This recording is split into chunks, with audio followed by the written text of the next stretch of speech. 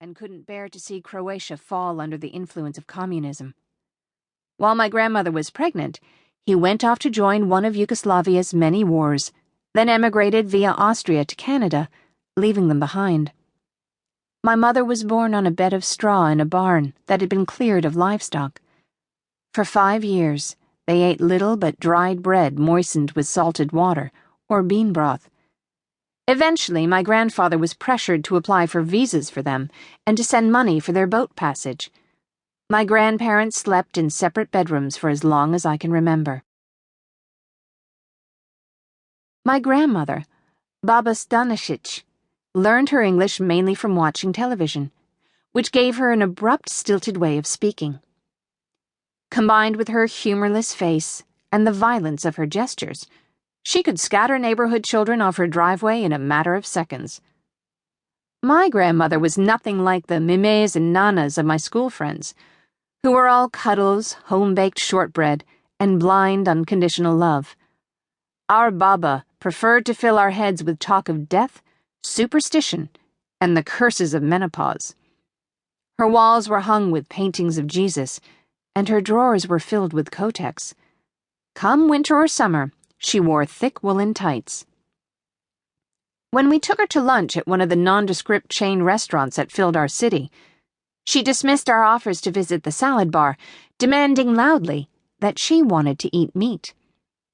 She wore saggy purple sweatpants under a long navy trench coat every day except Sundays, when she wore every stick of jewelry she owned to church.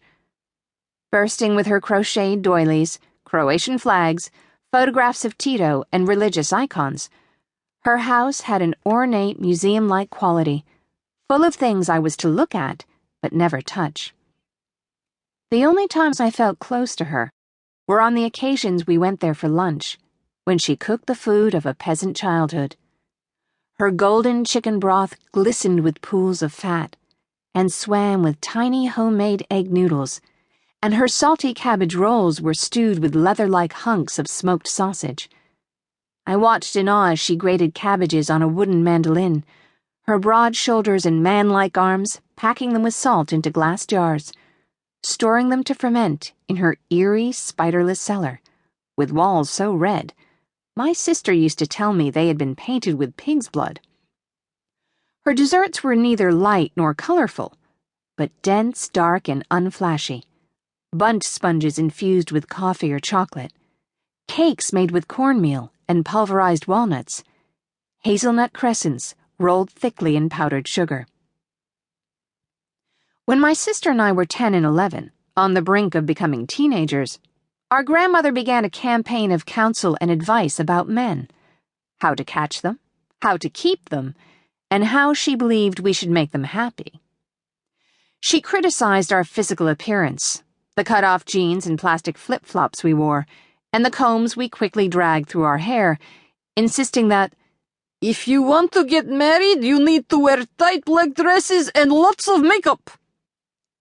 Once we hit menstruating age, she chased us away from stone fireplace hearths and boulders in the garden, cold surfaces she believed would affect our ability to have children if sat upon, and she chastised me for my long, thrillingly fast bicycle rides, claiming they threatened my virginity. She told us that once we were married, we had a duty to keep our houses clean and our fridges well stocked, or our husbands were entitled to beat us until we were shades of blue and purple. When my parents met, I imagined they were perfect for each other. My mother, who had remained an only child, was then 15.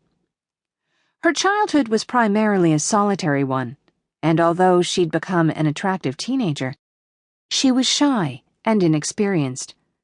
My father was 21 and just beginning to feel the pangs of exile.